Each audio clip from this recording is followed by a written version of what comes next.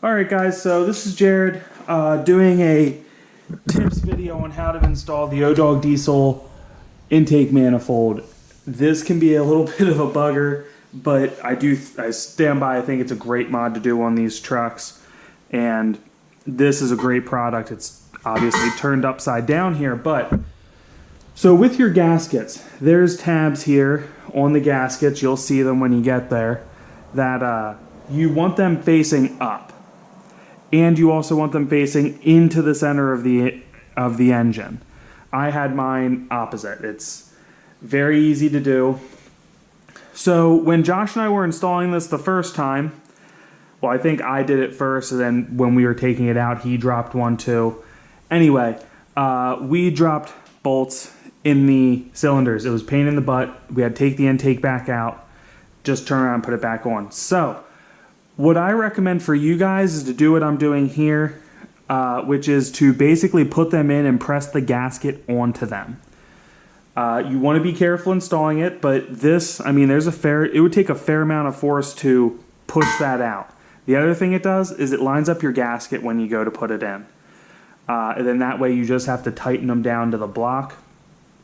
And it could make life a lot easier. Emphasis on could. I haven't actually installed this yet. I need to stop talking before I do stuff.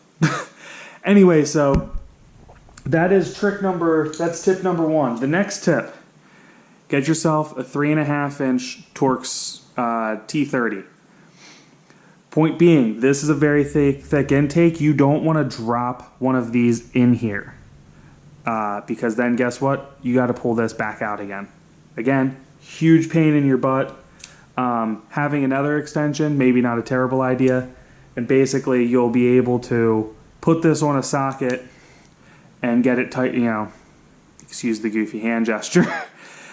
You'll be able then this will be plenty more than you'll need to be able to get your standard, just put a socket that fits this. I forget what it is, what size fits it. And then you have a ratchet on there. You're able to tighten them down. I think it's only 11 foot-pounds.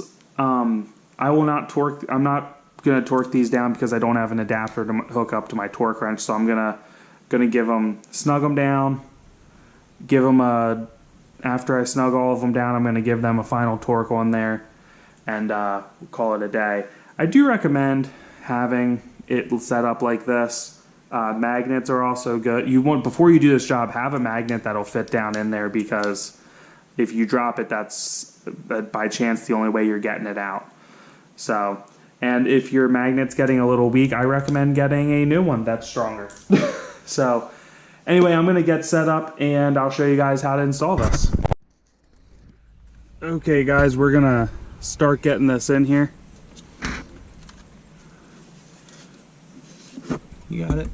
Oh, don't forget to replace this O-ring here.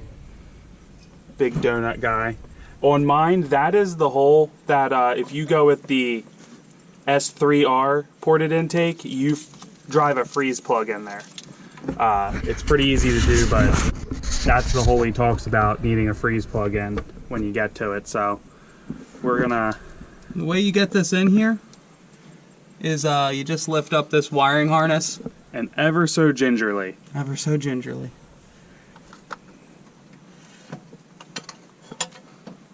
towards you.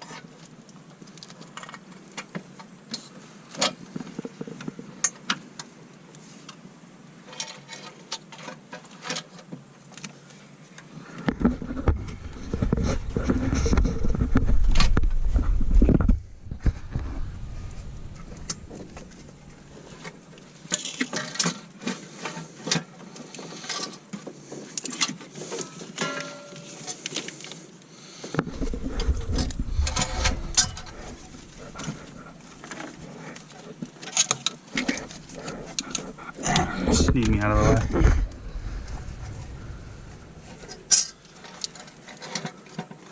Watch your fuel lines.